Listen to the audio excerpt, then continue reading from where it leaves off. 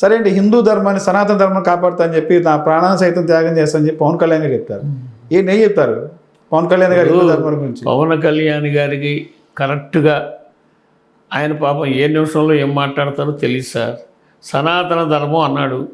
మరి సనాతన ధర్మం లడ్డు మీద పోయినప్పుడు మొన్న 6 చనిపోయారు తిరుపతిలో. ఎవరిని అరెస్ట్ చేశారండి? వాళ్ళకి ఎవరిని అరెస్ట్ చేయలేదుగా. అంటే ఆ కుట్రలో వైసీపీ బాగుందని చెప్పి టీడీపీ అది కూటమి ప్రభుత్వం చెప్తారండి. మా దగ్గర సీసీ ఫుటేజ్ ఉందని చెప్పి దేవాదాయ శాఖ మంత్రి ఆనవ రామారావు చెప్తున్నారు. అవుని ఈ కుట్రకు సంబంధించి వైసీపీ సీసీ కెమెరాలో రికార్డ్ అయ్యాయి. ఆనవ రామనారాయణ రెడ్డి గారి మాట నేను ఏకీపిస్తున్నా సార్. వైసీపీ వాళ్ళే తప్పు చేశారు, వాళ్ళని అరెస్ట్ చేయండి. తప్పే ఉంది.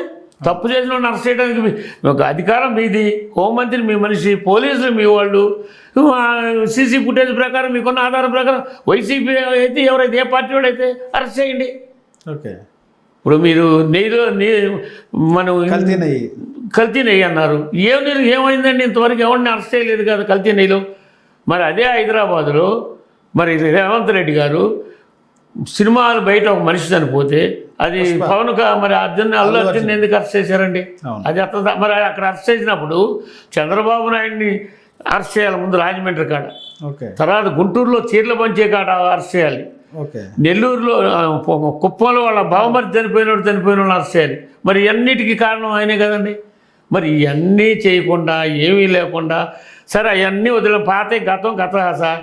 లేటెస్ట్గా తిరుపతిలో 6-7 చనిపోయారు. దాని మీద ఎవరిని అరెస్ట్ చేశారు? అంటే అధికారులు దానికి సంబంధించి అధికారిని సస్పెండ్ చేసి చెప్తున్నారు. ఎవరికండి సస్పెండ్ చేస్తే ఎవరికి మేతండి? మరి అక్కడ మీరు అది కూడా మరి అక్కడ కూడా హైదరాబాద్లో కూడా మరి అల్లు అర్జున్ దగ్గర పోలీసు వాళ్ళు సస్పెండ్ చేయాలిగా, చేయలేదుగా. మరి అక్కడేమో కితాబులు, ఇక్కడేమో సస్పెండ్లు. ఈ సస్పెండ్ అయిన ఎందుకంటారు? ప్రజల కళ్ళు నీళ్ళు చూడడానికి తప్ప దాని మీద ఏమి లేదు. చైర్మన్కి ఎందుకు చేయలేదండి?